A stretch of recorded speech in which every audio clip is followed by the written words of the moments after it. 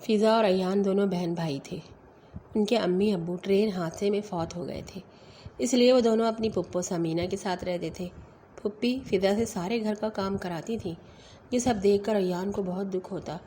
وہ اپنے جیب خرچ سے جو چیز خریدتا اور رات کو اپنی بہن کے ساتھ کھاتا، کیونکہ پھپھی فضا کو جیب خرچ نہیں دیتی تھی۔ وہ فضا کو اسکول بھی نہیں بھیجتی تھی۔ پھپھا کا شہر سے باہر بڑا کاروبار تھا۔ یوں ہی دن گزرتے گئے۔ ایان اور فضا اب تھوڑے بڑے اور سمجھدار ہو گئے تھے۔ معمول کے مطابق آج بھی ایان اپنی پھپھو کے ساتھ بازار گیا تھا۔ ایان کے پاس صرف 50 روپے تھے۔ اس نے ان پیسوں میں بہن کے لیے چوڑیاں خرید لی تھیں۔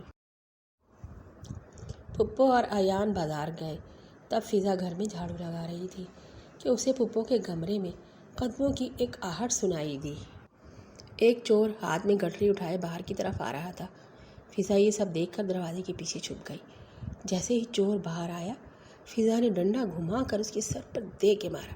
چور دھڑام سے گر پڑا۔ اتنے میں گھنٹی کی آواز آئی۔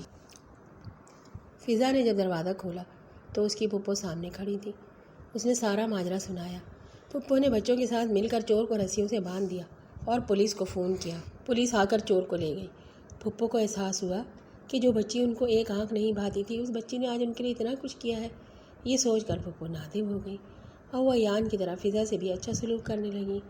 انہوں نے اس کو گلے لگایا، اسے پیار کیا اور پھر اس کے لیے بہت ساری اچھی اچھی چیزیں بھی خریدیں۔ پیارے بچوں، میرے راج دلارے بچوں، فضا ایک بہت اچھی بچی تھی۔ ماں باپ کے مرنے کے بعد وہ اپنی پھپھو کے ساتھ رہتی تھی۔ پھپھو کا سلوک اس کے ساتھ اچھا نہیں تھا، لیکن اس نے کبھی اپنی پھپھو کے ساتھ بے ادبی نہیں کی، گستاخی نہیں کی، صبر کے ساتھ رہتی رہی۔ اور صبر کا پھل تو آپ کو پتہ ہے کہ میٹھا ہوتا ہے۔ پھر آخرکار اس کی پھپھو اس سے راضی ہو گئی اور وہ دونوں بہت خوش محبت کے ساتھ سب رہنے لگی۔ یوں یہ کہانی ختم ہوئی۔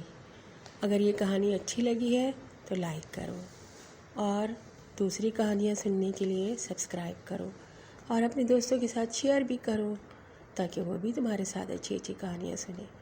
اللہ حافظ۔ اگلی کہانی ہے اپنے منہ میاں مٹھو بننا۔